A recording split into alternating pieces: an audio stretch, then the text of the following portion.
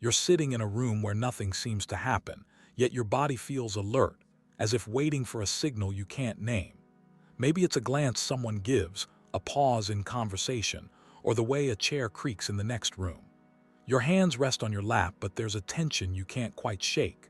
You've learned long ago that noticing is safer than speaking. That staying quiet keeps the world calm, or at least less likely to turn on you. And yet, in this stillness, you feel a small unease. It's familiar, like a shadow that moves along the edge of your awareness. You realize you're holding something inside you, something that never had permission to speak. You might remember moments from childhood, or maybe you just sense them now. The need to manage the moods around you, the instinct to read a room before you enter it, the quiet vigilance that never left. Even as a child, you noticed who needed to be soothed, who could not bear a misstep, who would withhold love if you faltered. Without realizing it, you became the keeper of that fragile balance. At first, it feels protective. You learn to anticipate, you learn to adapt. The world responded kindly, or at least predictably, when you mirrored calm and swallowed your own frustrations. Compliments came. You're so mature, you're responsible, you're strong. They sounded like praise, but somewhere underneath, a part of you wondered, at what cost? The thing is, your inner life didn't pause while you performed. It didn't disappear because no one noticed. It shifted. It became a quiet observer, learning to navigate the spaces adults couldn't or wouldn't. Every glance, every tone, every unspoken expectation shaped you, slowly teaching patterns that would follow you for years to come. You learned to read the silence between words. You noticed when someone's voice shifted, when a pause grew too long, when a smile felt stretched. These weren't just skills, they were survival strategies, and they are still with you. Not because you failed, but because life taught you early. Attentiveness keeps you safe. The patterns formed subtly, almost invisibly. You might overfunction in friendships, smoothing over discomfort, explaining others' choices before they are even asked to. You might hesitate to ask for what you need, fearing it might upset a fragile balance.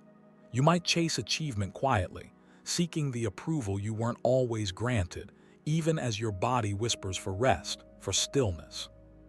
Notice these patterns. Pause here. There's no judgment. No one is telling you that you are wrong or broken.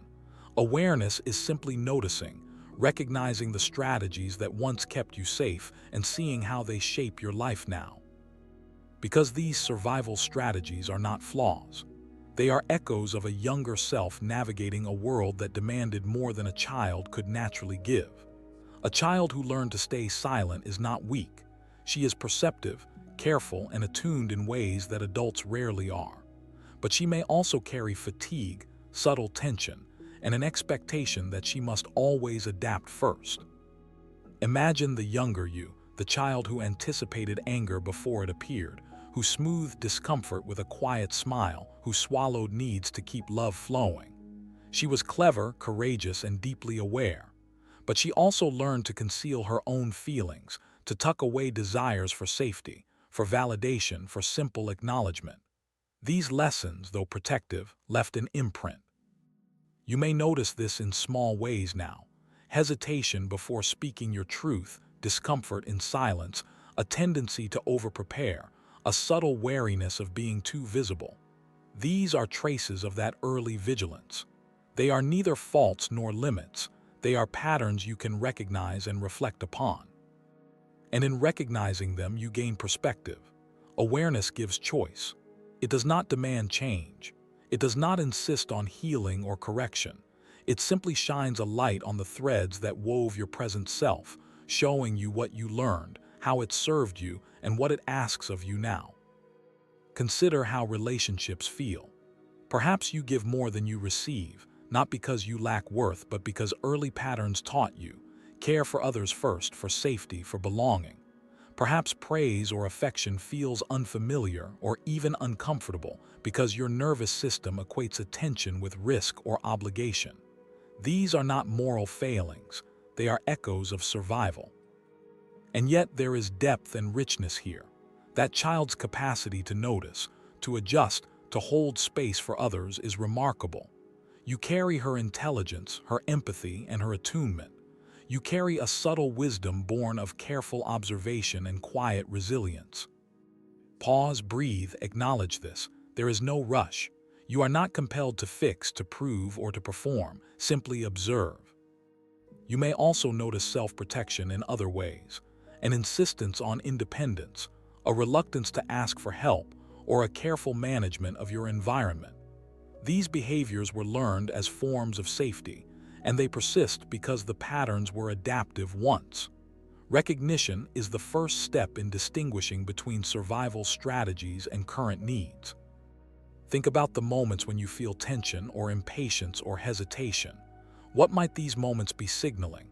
Not weakness, not failure, but an echo of vigilance that once served a younger you. Recognizing this allows a different kind of clarity. You are conscious of your patterns. You understand them. And with understanding comes subtle freedom, the ability to choose moment by moment how to engage with life. Awareness also invites compassion. For yourself, yes, but also for the child who first learned these patterns. That child was navigating a complex world without guidance, without permission to express needs freely. She was learning the rhythms of safety through observation, through quiet adjustment, and she did so with remarkable insight. Notice the tension between achievement and rest, between attentiveness to others and attending to your own feelings. This tension is not a flaw, it is information. It speaks to what has been practiced for years, sometimes decades, and what your inner life might now desire: recognition, pause, or even space to simply exist without responsibility. In relationships, you might notice echoes of this history. Perhaps you smooth over conflicts, anticipating reactions, offering explanations, or minimizing discomfort. Perhaps you feel anxious when boundaries are not met, or when silence feels too long. These are not indictments. They are reflections of the strategies you learned to navigate an earlier world. Here, pause again. Reflect. Awareness gives you agency. It does not force correction. It does not demand healing. Simply notice how these patterns manifest and what they might be asking: for rest, for acknowledgement, for permission to pause, for self-compassion. Even small acts of recognition matter. Observing a tendency to overfunction is itself a practice of presence. Seeing a moment of hesitation or hyper-alertness allows you to meet yourself gently. You are learning to witness, not to judge, to understand, not to fix.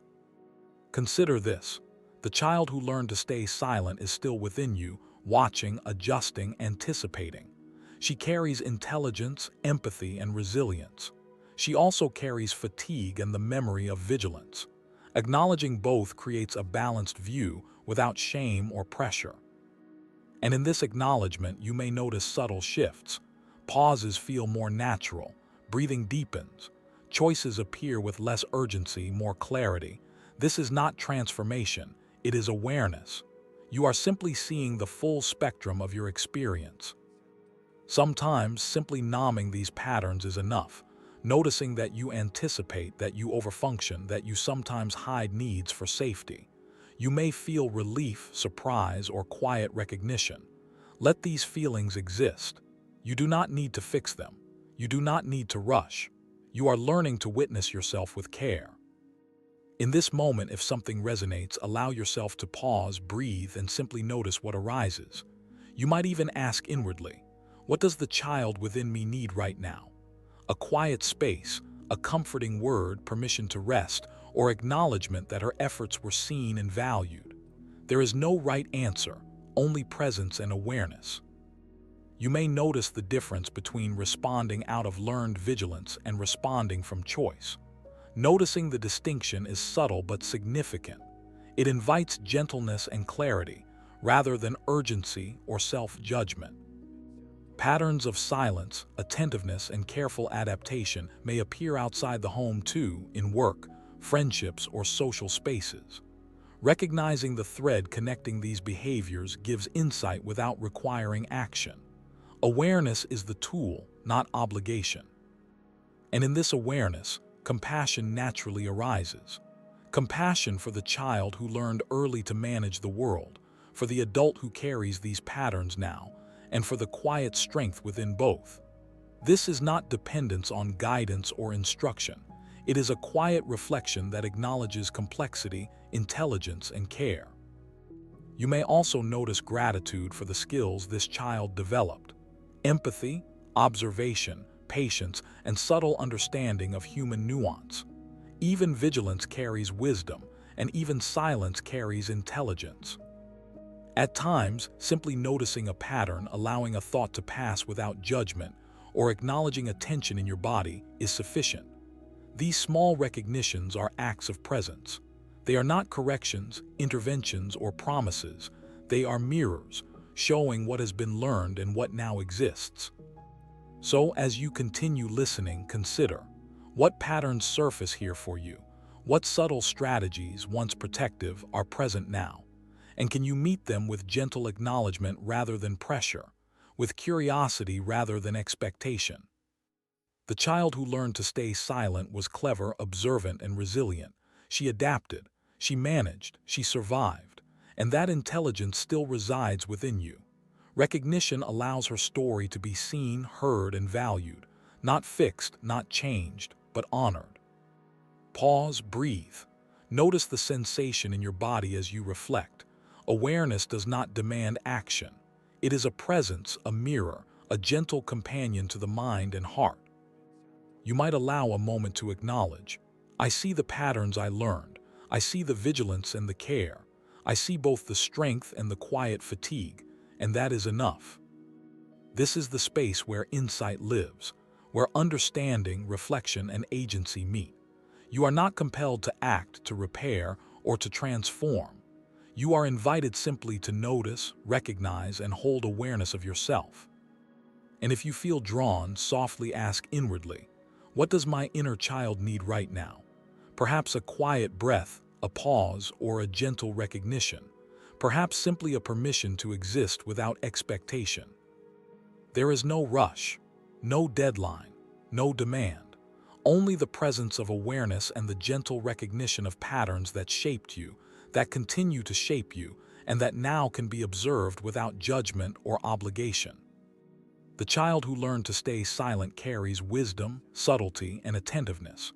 She also carries fatigue, vigilance, and carefully held needs. Both aspects deserve acknowledgement. Both are valid. And in noticing, you are giving yourself something rare: a space to reflect, to witness, and to recognize your own depth. You are safe. You are present.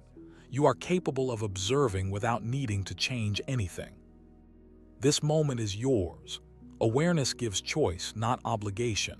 Recognition gives clarity, not judgment. Compassion gives presence, not dependence. And the patterns, once hidden or automatic, now simply exist for reflection. Breathe, acknowledge, observe. The child within you, the adult who learned from her, and the life you continue to navigate, all are seen, all are valid, all are enough.